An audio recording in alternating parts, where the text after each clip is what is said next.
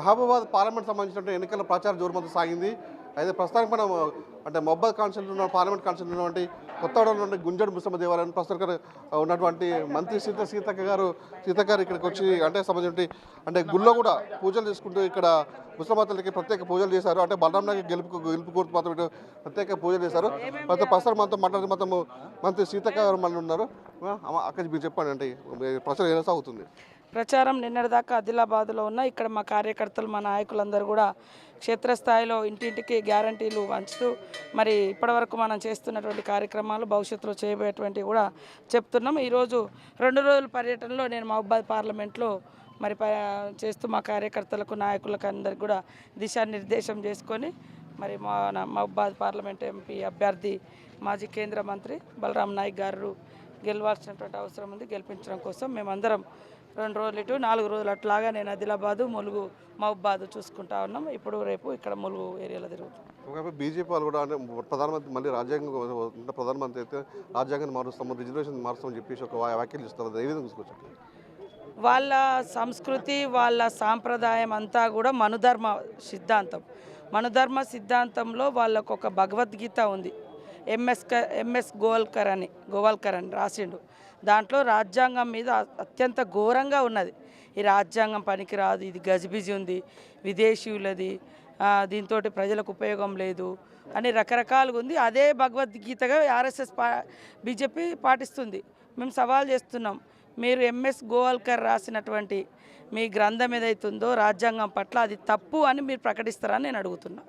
కాబట్టి వాళ్ళ మైండ్ అంతా 400 సీట్లు అనేది ఎందుకంటే రాజ్యాంగాన్ని తీసేయడం కోసం తమ ఇష్టానుసారమైనటువంటి నిర్ణయాలు తీసుకోవాలంటే 2/3 అనేది ఏదైతుందో దానికోసం వాళ్ళు చేస్తున్నారు. అది బయటకు వచ్చి ప్రజలందరూ వ్యతిరేకిస్తున్నారు కాబట్టి ఇప్పుడు మాట మారుస్తున్నారు.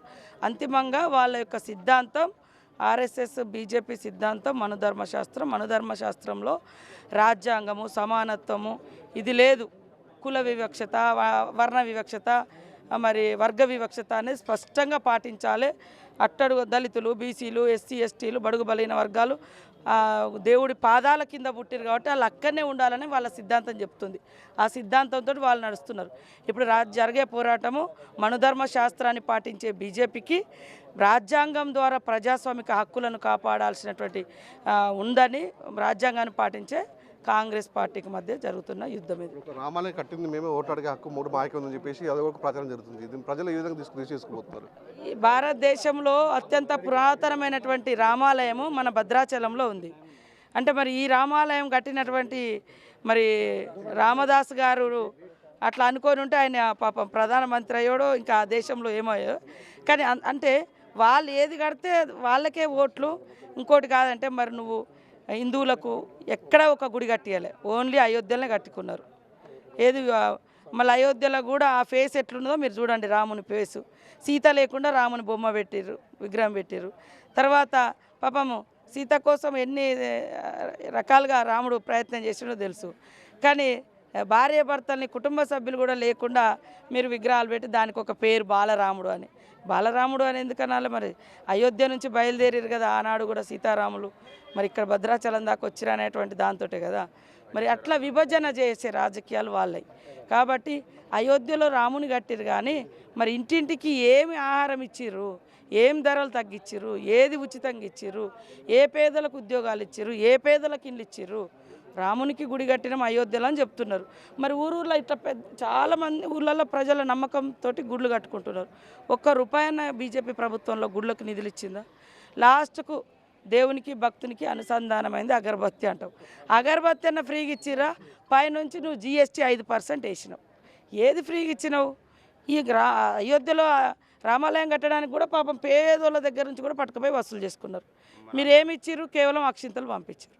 అక్షింతలు రేపు ఇక్కడ కళ్యాణం, గుంజడి ముసలమ్మ కళ్యాణం, రేపు మొన్న ఊరూర్లో రాముని కళ్యాణం చేసిరు, ఆంజనేయ భక్తుని జయంతి. ప్రతి చోట మన చేయితోటి మనస్ఫూర్తిగా మనం కలుపుకొని ఇచ్చే అక్షింతలు మనసు నిండి ఉంటాయి. అక్కడ నుంచి అభివృద్ధి నిధులు కావాలంటే ఢిల్లీ నుంచి కేంద్రము అక్షింతలు పంపించి ఓటేయండి అంటే అక్షింతలు వస్తాయి. కడుపు నిండుతుందా? ఇల్లు నీడనిస్తుందా? ఒంటికి బట్టనిస్తుందా? ఏమిస్తుంది? కాబట్టి అన్ని పార్లమెంట్ సభ్యుల్లో ఉన్నటువంటి 7 కాన్స్టిట్యూన్సీలు కూడా గిరిజన ప్రాంతం చెందినటువంటి మీరు ఒక మంత్రిగా గిరిజన మహిళలకు ఏం చెప్పబోతున్నారు? వాళ్ళకి ఈరోజు గిరిజనులు గిరిజన సోదరులు కానీ ఆదివాసీ లంబాడ కోయ గోండు నాయకపోడు చెంచు ఈ అన్నీ ఇక్కడ ఎరకల నది అన్నీ కూడా బతుకుతున్నటువంటి వాళ్లకు ఒకటే చెప్తున్నాం, ఈరోజు రాజ్యాంగం ద్వారా రిజర్వేషన్ కల్పించింది కాంగ్రెస్, ఐటీడీఎల్ తీసుకొచ్చి స్పెషల్ డెవలప్మెంట్ ఫండ్స్ ఇచ్చింది కాంగ్రెస్. ఇవాళ ఒక ఉద్యమంలాగా సాగుతున్నది ఉపాధి హామీ. ఇవాళ ఎండాకాలంలో ఏం పని లేని బాధపడేటువంటి వాళ్ళకు పని కల్పించింది కాంగ్రెస్.